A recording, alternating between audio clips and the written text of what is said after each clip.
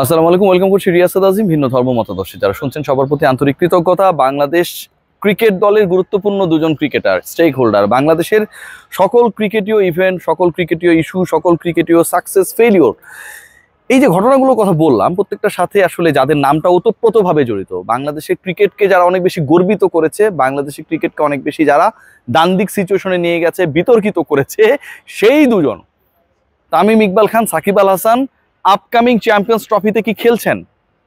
Discussion শুরু হয়ে গেছে বিসিবিতে, একটার পর একটা ইন্টারনাল মিটিংস হচ্ছে। যারা আসলে ডিসিশন মেকার রয়েছেন তাদের মধ্যে এটা নিয়ে যথেষ্ট আলোচনা রয়েছে।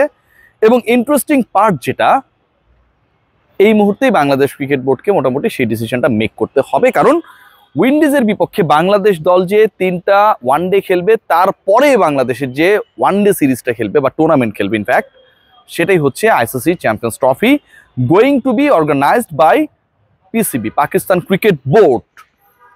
19 ফেব্রুয়ারি থেকে মার্চের 9 তারিখ পর্যন্ত হবার কথা। শিডিউল নিয়ে অনেক আলোচনা রয়েছে, ইন্ডিয়ার পার্টিসিপেশন নিয়ে অনেক আলোচনা রয়েছে, এটা কি হাইব্রিড মডেলে হবে কি হবে না অনেক আলোচনা রয়েছে। But we are not interested about those discussions. We are only interested about the issue Shakib Al Hasan and Tamim Iqbal, both friends, and times made them, these two guys, enemies in recent past. তারা কি খেলবেন? তাদের একজন কি খেলবেন, দুজন কি খেলবেন, নাকি কেউই খেলবেন না? আমার কাছে যে আপডেট রয়েছে, সাকিব আল হাসান এবং তামিম ইকবাল খান আপকামিং চ্যাম্পিয়ন্স ট্রফিতে দুজনই, আবারও বলছি, এটা একটা ড্রিম প্রজেক্ট হতে পারে, বিসিবির সাকসেসফুল ভেঞ্চার হতে পারে। এখন পর্যন্ত যেভাবে এগুচ্ছে, আপকামিং চ্যাম্পিয়ন্স ট্রফিতে তারা খেলবেন। আমি একটু সাকিবের ইস্যুটা শুরুতে আলোচনা করতে চাই, অ্যান্ড দেন আমি তামিম ইকবালকে ডিসকাশন করব। সাকিব আল হাসানের ইস্যুটা হচ্ছে মানে খুব ইন্টারেস্টিং। সাকিব আল হাসান একদম খেলতে চান, এবং সাকিব আল হাসানের খেলতে চাওয়া নিয়ে, সাকিব আল হাসানের প্রেজেন্স নিয়ে, সাকিব আল হাসানের খেলার ইচ্ছা নিয়ে কোনো ধরনের সংশয় নেই। Shakib Al Hasan international ক্রিকেটটাকে good bye বলতে চান চ্যাম্পিয়ন্স ট্রফি খেলেই, সেটা সাকিব বিভিন্ন সময় বলেছেন। তাহলে বাধার জায়গাটা কোথায়, সমস্যার জায়গাটা কোথায়? দুটো জায়গায়।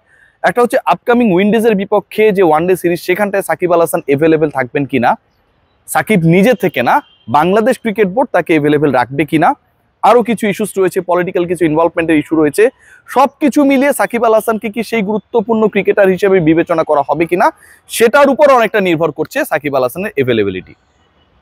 কিন্তু good news is that Bangladesh cricket board, they are right now, ministry as well, Bangladesh cricket বোর্ডকে সেই ফ্রিডমটা দিয়েছে, যে আলোচনাগুলো আমরা দেখেছি এবং ক্রিকেট বোর্ডের ভেতর থেকে যেই তথ্যগুলো আমার সাথে মোটামুটি শেয়ার করা হয়েছে, যে সাকিব আল হাসানকে নিয়ে ঘরের মাঠে যে কোনো টুর্নামেন্ট অনুষ্ঠিত হলে সেখানটায় তার প্রেজেন্স নিয়ে যে ধরনের ডিসকাশনস রয়েছে, বিতর্ক রয়েছে, ডিবেটস রয়েছে, অ্যাওয়েতে সাকিব আল হাসান বাংলাদেশ দলকে প্রতিনিধিত্ব করবেন, সেটা নিয়ে আসলে কারো খুব বেশি মাথা ব্যথা নেই, মানে নেগেটিভিটিস নেই। যে সাকিব আল হাসান ধরেন কথার কথা আরব আমিরাতে খেলবেন বাংলাদেশ দলের হয়ে আফগানিস্তানের বিপক্ষে, এটা নিয়ে কি নেগেটিভিটি ছিল না। এই যে আমি কাভার করে আসলাম এই মাসেই যে সিরিজটা বাংলাদেশ খারাপ খেললো, সাকিব আল হাসান যদি চাইতেন, সাকিব আল হাসান ওই পার্টিকুলার সিরিজে খেলতে পারতেন, কারো কোনো দিক থেকে কোনো বাধা ছিল না।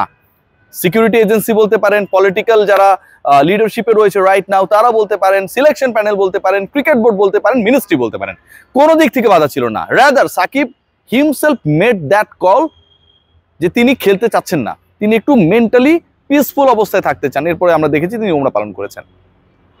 সো সাকিব আল হাসানের ক্ষেত্রে যদি বাংলাদেশ ক্রিকেট বোর্ডের অবস্থানটা এমন হয় যে অ্যাওয়েতে যে সিরিজগুলো, টুর্নামেন্টসগুলো হবে, সেখানটায় সাকিব ডিসিশন নেবেন যে তিনি খেলবেন কি খেলবেন না।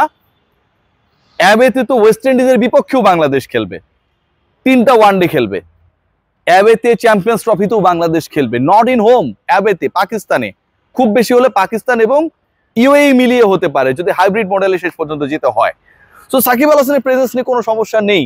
সাকিব আল হাসানের খেলা নিয়ে এই মুহূর্তের যে স্ট্যাটাস, এই মুহূর্তে বিসিবির যে অবস্থান, এই মুহূর্তে মন্ত্রণালয়ের যে অবস্থান, এই মুহূর্তে সিকিউরিটি এজেন্সিসগুলোর সাকিবকে কেন্দ্র করে কোনো নেগেটিভিটি না থাকা, একটা ব্যাপারই ইন্ডিকেট করে দ্যাট সাকিব আল হাসানের অ্যাওয়েতে খেলা নিয়ে কোনো সমস্যা নেই।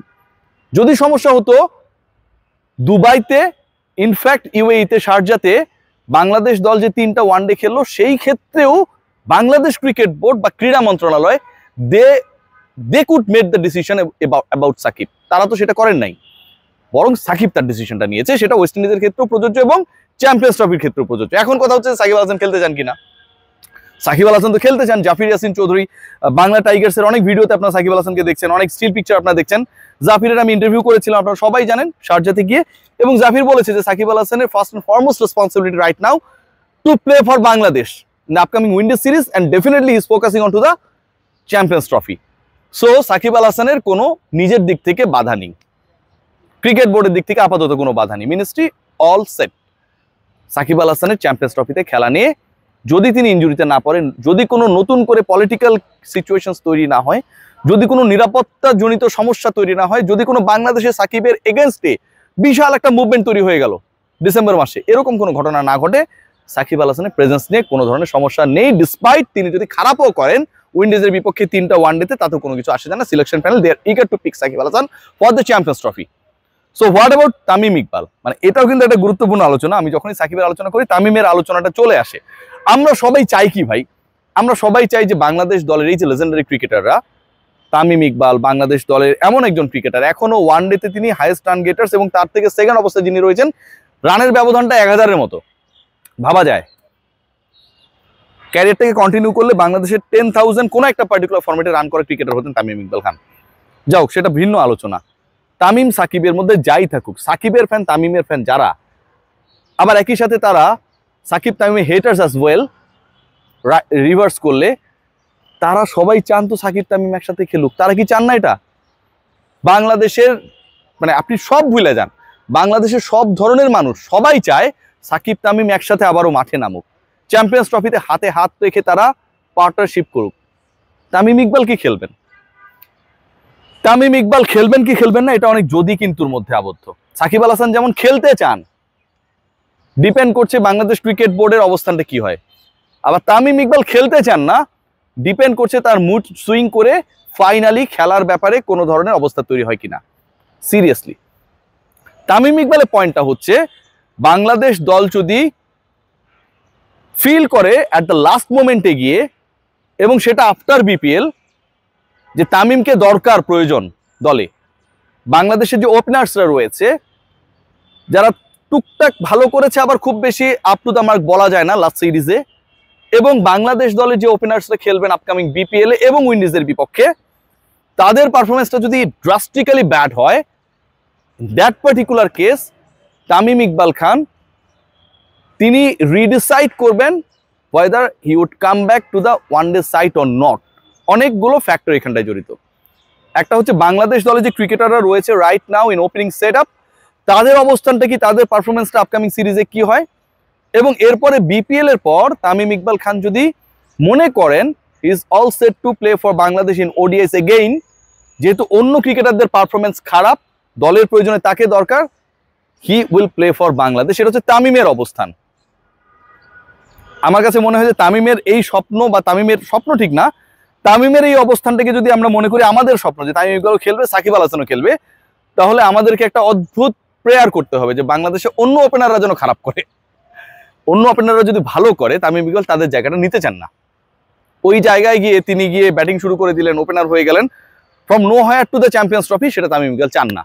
এবং আমি এটা রেসপেক্ট করি, ভাবনাটাকে আমি রেসপেক্ট করি, but end of the day 10% হলেও Tamim Iqbal he has his dream to play for the Champions Trophy. Shakib Tamim দুজনকে নিয়েই বাংলাদেশের চ্যাম্পিয়ন্স ট্রফি স্কোয়াডটা যদি হয়, মুশফিক রিয়াদরাও থাকবেন, আমার কাছে মনে হয় it will be a dream team for Bangladesh. সবাই ভালো থাকবেন। Let's see what happen. Take great care.